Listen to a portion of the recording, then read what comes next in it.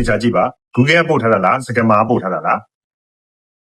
ဒီတော့အဲ့ Gmail ကအတူပါဒါပေမဲ့ကျွန်တော်တို့မှာ Google logo ပါနေတာဖြစ်တဲ့အတွက်အတူလားအစစ်လားကိုကျွန်တော်တို့ဘယ်လိုခွဲခြားမလဲပထမဆုံးအနေနဲ့ ပေးပို့သူရဲ့ email address ကိုကျွန်တော်တို့ကစစ်ဆေးရမှာဖြစ်ပါတယ်center name နေရာမှာကျွန်တော်တို့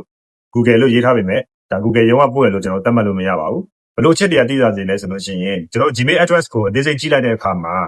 ဒါသက်ဆိုင်ရာ domain မဟုတ်ဘဲနဲ့မသက်ဆိုင်တဲ့ domain တွေဖြစ်နေမယ်ဆိုလို့ရှိရင်ဒါ scam ဖြစ်ဖို့များပါတယ်အဲ့တော့ကျွန်တော်တို့အနေနဲ့ user name ကိုသေချာကြည့်ရမှာဖြစ်ပါတယ် center name ကအဓိကမဟုတ်ပါဘူးဒီချက်ကိုမိတ်ဆွေတို့မှတ်တတ်ပါတယ်ဒုတိယတစ်ခုကတော့ links ပါ verify now secure your account စသဖြင့်ဒါမျိုး button ကြီးတွေပေါ်လာတိုင်းကျွန်တော်တို့ကြောက်ပြီးနှိပ်စရာမလိုပါဘူး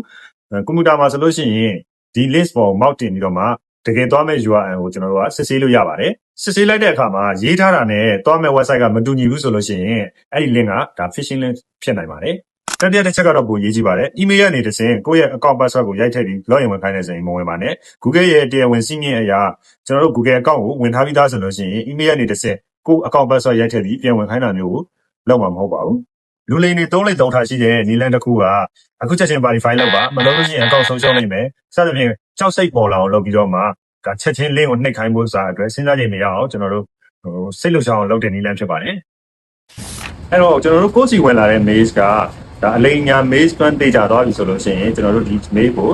report လုပ်လို့ရပါတယ်ဘယ်လိုလုပ်လို့ရလဲဆိုရင်ကျွန်တော်တို့ Gmail တွေကိုဖွင့်မယ် mail ကိုဖွင့်ပြီးတော့အဲ့မှာ more ဆိုတဲ့ option လေးကိုနှိပ်ပြီးရင်ကျွန်တော်တို့ report phishing ဆိုတာလေးကိုနှိပ်လိုက်ရင်ဒါကျွန်တော် report တင်တာဖြစ်ပါတယ်အဲ့တော့နောက်တစ်ခါဒီ Google ကနေပို့တဲ့ပုံစံမျိုးစာတွေဝင်လာတယ် mail တွေဝင်လာတယ်ဆိုလို့ရှိရင်logo တစ်ခုတည်းကိုကြည့်ပြီးကျွန်တော်မစုံဖြတ်ပါနဲ့အခုလိုမျိုးကျွန်တော်ပြောပြခဲ့တဲ့လိုမျိုး sender link